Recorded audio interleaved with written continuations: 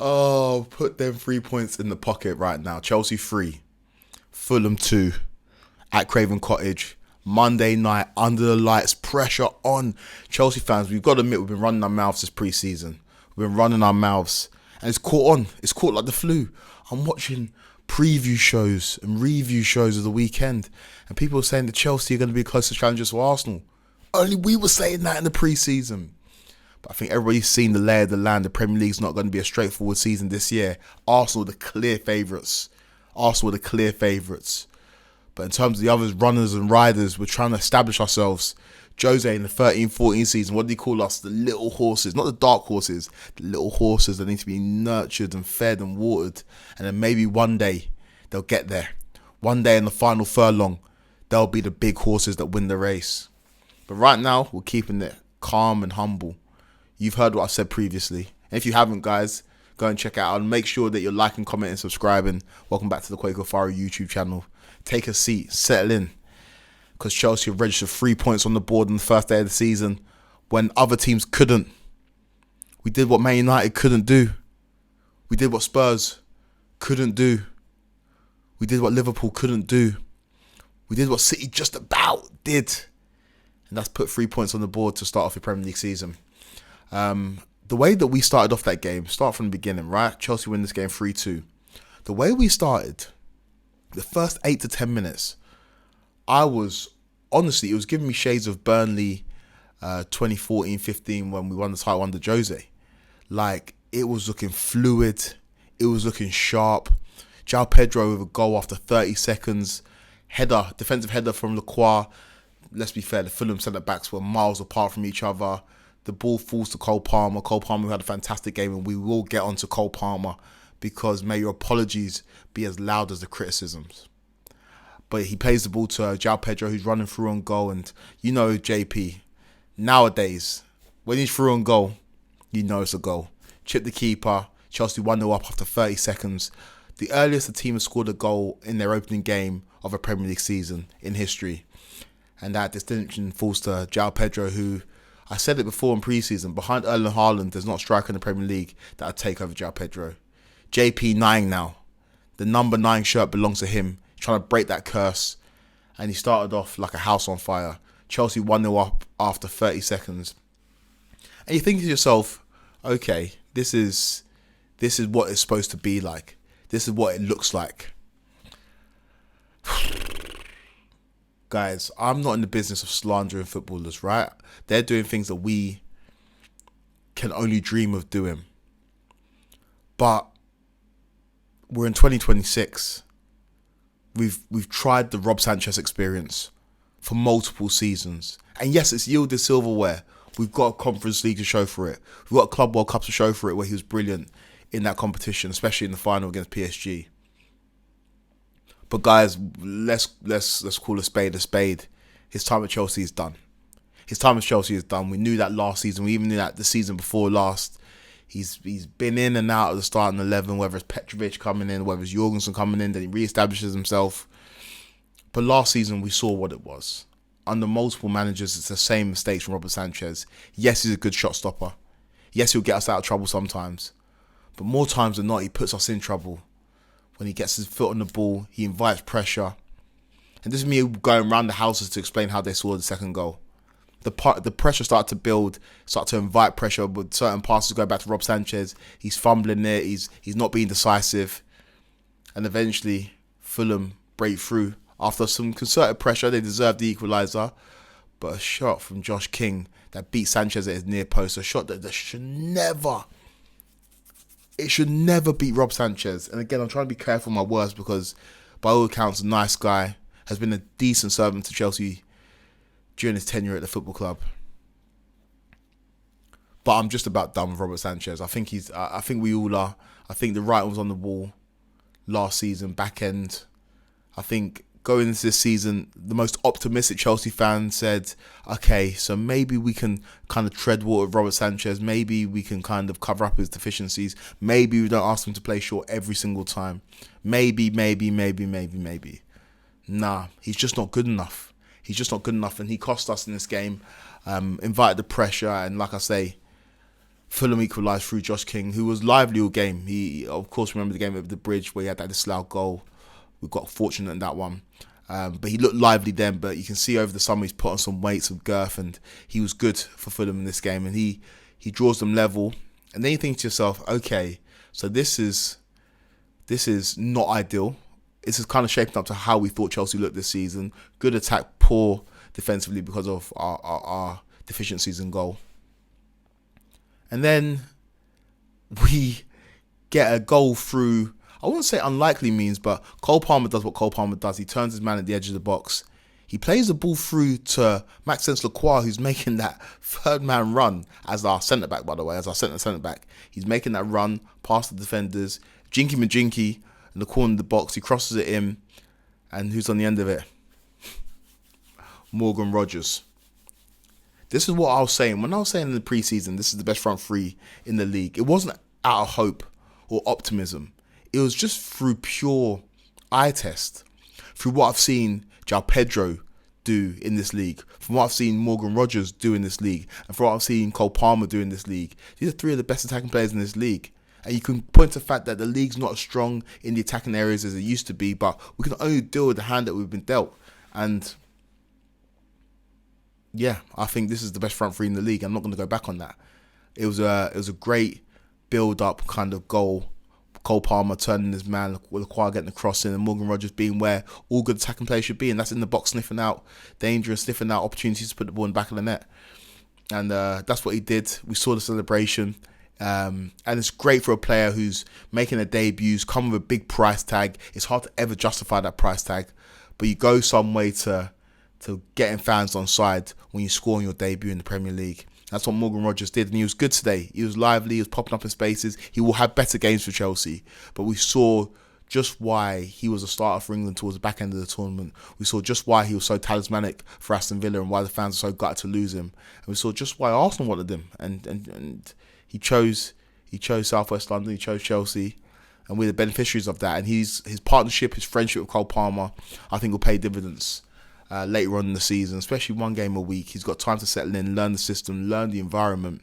I think Morgan Rogers is going to have another really good season. Last year he got into double figures, so did Cole Palmer, so did João Pedro. I'll be shocked if all three don't get to double figures in terms of Premier League goals this season. Great goal from Morgan Rogers, great moment for Morgan Rogers. And we think, okay, cool, get that goal just before half-time. I think it's 41st minute. Get to half-time. And I'm watching on Monday Night Football. Obviously, I'm not at the game tonight. And the word that Gary Neville used, and I think it was very appropriate, very apt, with Robert Sanchez. Again, he was trying not to criticise too hard. It's the first game of the season. It's you kind of getting a lay of the land, understanding where everybody is. But he said he undermines Chelsea, and that's the perfect way to put it. Those type of performances, that type of mistake in that first half, and I'm not even coming to the second half yet where he makes another mistake for a Fulham goal. But that kind of performance, it undermines the good work that a manager does. It undermines the good work that the attackers do. It undermines the good work that the midfielders are putting in. Because it's such a knife-edge position, right? You get underrated goalkeepers, but if they make a mistake, more times than not, it's costing you a goal. And Robert Sanchez has been at fault for too many goals at Chelsea. And like I said, I'm done with him as Chelsea goalkeeper. We'll get on to who I think can come in and replace him with the limited time left in this window. But Robert Sanchez, thank you for the memories, thank you for the service, but you are done at my football club. Second half starts with 2-1, right? Going to half-time. Second half starts. And we start really, really well, playing fluid football. And the goal comes a combination of the best front three in the league, a flick-on header from Morgan Rogers to a break-in João Pedro. João Pedro does well to hold up the ball, wait for the outside runner, Cole Palmer. Cole Palmer at the side of the box, puts it through the goalkeeper's legs. 3-1 Chelsea. What a start, right, to the second half. What a kind of emphatic point to make at the beginning of a half where you need to assert your dominance to make sure that Fulham don't get back into the game. Score a goal early on in the half, and Chelsea looked like they were in cruise control, right? Chelsea looked like they were in the ascendancy. Robert Sanchez, I'm going to call him the counsellor, because anything good that we do gets cancelled out by Robert Sanchez's mistake. A shot comes in. To be fair, poor defending from Levi Colwill. Doesn't get the head to clear. The ball falls to a Fulham player in the box. Robert Sanchez makes the save but parries it back into the danger area. And Garcia, who's making his debut for Fulham, gets the goal. Gets them back into the game and gives them hope. Reinvigorates the stadium. That's what you don't want. When you're a big team and you assert your dominance, you want to make sure that, especially when you're playing away from home, you assert your dominance and you quieten down the crowd. But you got to keep up Robert Sanchez. You can't do it. You can't do it. I don't want to rant and rave because we won a game. I don't want to be negative because we won a game. But it's clear to see what the deficiencies are. Yes, the back three isn't perfect. They will get better. Yes, the midfield today wasn't the midfield that we're going to go with going forward. We need to figure out the Enzo Fernandez situation. Yes, the front three were profligate in some situations and can be better. But we know the issues with our side. The issue with our side is the goalkeeper. Ask every football fan, not just a Chelsea fan. Any football fan, what do Chelsea need to do is to improve the goalkeeping situation. And Robert Sanchez yet again let the opposition back into the game and gave them hope where there should have been no hope. Hope should have been extinguished. When Cole Palmer scored that goal after half-time, that should have been game, set and match. But yeah, Chelsea, like we've seen over the last 3 or 4 seasons, haven't got the tactical nous, haven't got the ability, the maturity to see out games, and it's always close and it's always tetchy and it's always frantic towards the back end of the game. But luckily, after that, despite Fulham pushing and trying to kind of get that equaliser, we managed to see the game through and win it 3-2 at Craven Cottage. A game that, when you talk to anybody, or when I talk to anybody pre-game, I was bullish. I was speaking with chest. I say Chelsea would get 3 or 4. I didn't think the Fulham would get 2. Maybe I underestimated Fulham under Arbeloa, and we'll see what they look like for the rest of the season. But I thought it would be a comfortable night for us at Craven Cottage. And in spells it was, but because of silly mistakes at the back, ultimately it became a more testing evening than it should have been. But we win, and I'm really, really happy with how that front three looks like. It's the best front three in the league. Morgan Rogers has got the ability to drive and carry the ball with power and pace, got the ability to shoot from outside the box, and that's what I want to see more from Chelsea. Cole Palmer had a brilliant game. I want to come on to him. Had a brilliant game. But sometimes Cole Palmer, he doesn't pull the trigger when you want him to pull the trigger. You say, Cole, you might get 3 or more goals or 3 or 4 goals if you just pull the trigger. How many times do you see Frank Lampard shoot from outside the box? It gets a little deflection. It's still his goal. And Cole Palmer is always looking for the perfect situation to finish. And that's because of the kind of player that he is. And I don't want to criticize Cole Palmer at all because he was a genius today. But that's what Morgan Rogers can bring, that kind of unpredictability. And we saw it with Villa last season. You saw how many goals from outside the area they scored. And Morgan Rogers was part of that unit that just struck from distance and took chances. And sometimes if you take chances, you can catch keepers out, know how these modern balls move. And Morgan Rogers can bring that to our team. João Pedro, I don't need to say it again. João Pedro, bear in mind, it's how insane football is. When João Pedro joined Chelsea, the knock on him was, yeah, he scored a lot of goals at Brighton, but most of them were penalties. João Pedro in the Premier League hasn't taken a single penalty for Chelsea. Last year scored the most non-penalty goals in the Premier League behind Erling Haaland with 15. This year, kicked off his campaign with a goal within the first 30 seconds. He's top quality, man. And João Pedro, unfortunately, because he doesn't take penalties, might not get to 20 league goals. And I feel like that's the benchmark to suggest that you're a top striker. People want to see that you score 20 goals in the Premier League. I don't think João Pedro can get to that number without penalties. I think 15 to 18 might be his limit. But what he does in terms of his overall play, his running in behind, ability to hold the ball up, ability to finish, ability to set his teammates up. We saw the assist he got for Cole Palmer. He's just a complete striker in a world that's bereft of real top-level strikers. A league that really has an issue when you look at attacking players, especially front men. But João Pedro, for my money, behind Erling Haaland, is the best striker in this league. Argue yourselves in the comments. And then Cole Palmer. The Pierre de Resistance. The coldest, first of his name. This is a man that has been much maligned over the last couple of years. And I don't know why people say a couple of years, because Cole Palmer, first season at Chelsea, scored 22 league goals. Incredible output from a player that's not even a striker. 22 league goals and I think 11 assists. And then the second season of Chelsea, where people said, oh, he fell off. I know the narrative at the end of the season before the Club World Cup was Cole Palmer fell off a little bit. 15 league goals in that season and 8 assists. I don't know. If that's a non-striker giving those numbers, I don't know how you can say he fell off. And then last season, in the season where I'll admit, he did not have his best season. He's admitted it. We all know it. He didn't go to World Cup as a result of his poor form last season. He still gave you double-figure goals in the Premier League. And so we know what his floor is. But I don't know if we know what his ceiling is. Cole Palmer's floor is what we saw last season. He can never have a season as worse as that or as bad as that. Never. He's too good to have a season as poor as that. And you might say, yeah, but we saw him score 22 league goals. That might be his ceiling. He's not going to score more goals than that in the league. Maybe not. But in terms of the levels he can get to regarding performance and overall contribution to the team, I think Cole Palmer can go to another level, a level that we've never seen before. This is a player that is learning his body, he's learning the game. He's played under different coaches now. He's starting to understand it now. Word to lethal shooter. He's starting to understand it now. And the game looked too easy for him today. That's what I'd say. That's how I'd describe it. The game looked too easy for Cole Palmer today.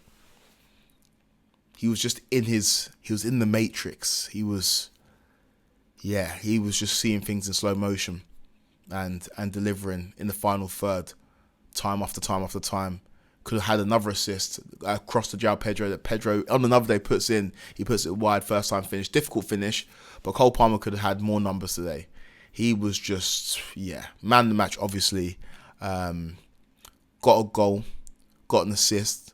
He got a pass, the pass before the assist for the Morgan Rogers goal. And it was just his mercurial best, just dropping in pockets, picking up the ball in that right half space that he told me is his favourite position. So not as a 10, but in that half space where he's got the ability to pick up the ball and take on his man. Yeah, he was majestic, man. And I've always said Cole Palmer is the best player to play for a football club, most talented player to play for a football club since Eden Hazard. I'm not wrong in saying that. Performances like yesterday, or like, it's technically past midnight now, like Monday night, under the lights of Craven Cottage, tells you why Cole Palmer was so highly thought of just a year ago. And hopefully he can get back to those levels. But overall, if I'm grading the team, I'm grading the performance, I'm giving it a B. I'm giving it a B. I was going to give it a B+, but I'm giving it a B. This was just necessary. That's what I'd say about this result. This was necessary. The performance could be better, but we need to make sure we've got 3 points on the board. It's like, and again, I know other football fans are hating hearing this comparison because Chelsea fans do it a lot. But remember Conte's first game against West Ham in the 16-17 season, last year that we won the league, under a manager who played back three. Coincidence? Finished 10th last season, or season before. Coincidence? I think not. He didn't have a perfect game against West Ham. It required a late goal for us to win that. But it was 3 points that got us started in the right manner, in the right fashion. And hopefully this can be a positive omen for Xabi Alonso, and this can be the start of something special for Xabi Alonso. We've got Luton in the Cup on Thursday. We expect to win that and go through. Cups are very important for this side, important for rotation, and important for building confidence for a team of players that aren't necessarily full of winners. This is not a team full of winners, but we've got people that have won stuff and been there and done that, and hopefully they can influence the other team or the other members of the team who come in for rotation. But that game against Luton is very important. We need to win it. And on the weekend, it's Brighton. The games are coming thick and fast. We're back in the mix. I think Xabi Alonso would have learned a lot from this game. But the biggest thing he would have learned is that we need a new goalkeeper.